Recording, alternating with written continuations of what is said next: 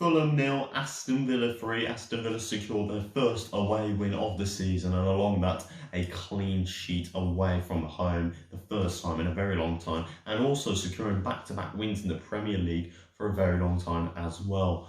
Overall, I thought this was a decent to very good performance from Aston Villa. I think it has a little bit of factors in that Fulham's defensively and the team overall just not as good as they need to be to survive in the Premier League. I just think defensively they were absolutely inept tonight. But I think overall, from Aston Villa's perspective, I thought we were very good, outstanding, and a much different side from what we saw last week with Sheffield United to last season, ending from the restart onwards.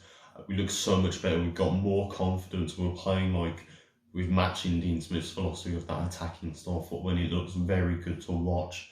You know, we're getting off to a great start and get 4 minutes in with John McGinn being back into the game, giving Jack Grealish his first goal of the season. Very nicely to get it finished off there. And then we go on to the second goal where John McGinn's able to play it through into Conor Horan just to tap it in. A really good set play from Ollie Watkins and Jack Grealish there again, giving Jack Grealish all the space and time in the world to just run through Fulham's defence, just get that ball into McGinn, set it up for Horan. And then the third goal, straight after kick-off for the second half, a free kick in, and Tyrone Mings is there, perfectly positioned just to slot it away and see out the game. And overall, we could have had much more goals. Ollie Watkins really knocking on that door. He really wants that goal, and I really hope it comes through because he looked really good tonight.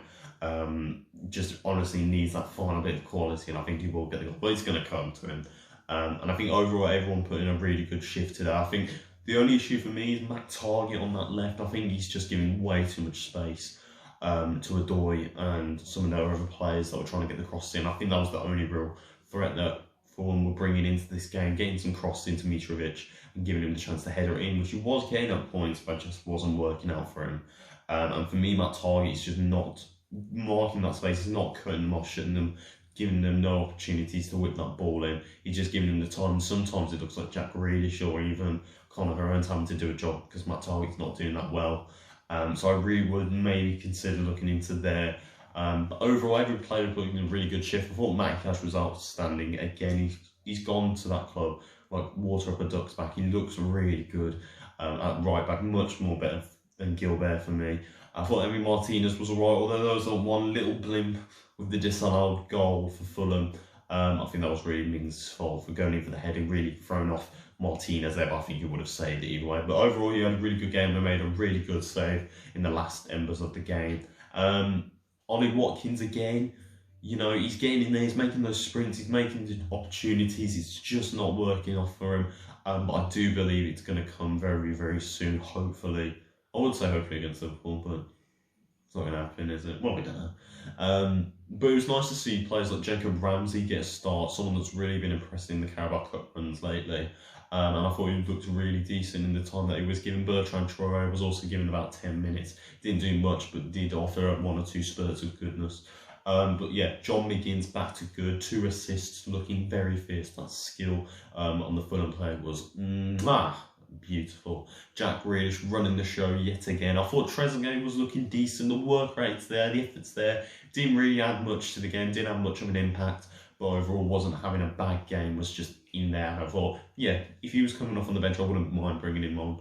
And I thought Conor Horan was fine. Centre half, both Konza and Mings, very outstanding again, and Cash looking superb. And overall, it's just a really nice team win. It's just really nice to get off to a better start than last season and really just go into this game with a win. I think it was a very comfortable win considering the team we're playing against Fulham, who do look god-awful.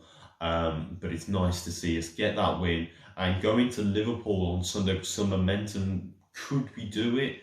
Probably not. But it's nice to know that if we're going to go into it, we've at least gotten off to a good start with 6 points on the board, and we're going into Liverpool with some sort of confidence, and we're going to be hopefully giving it a good old go, because I'd like to see a bit of a challenge this time.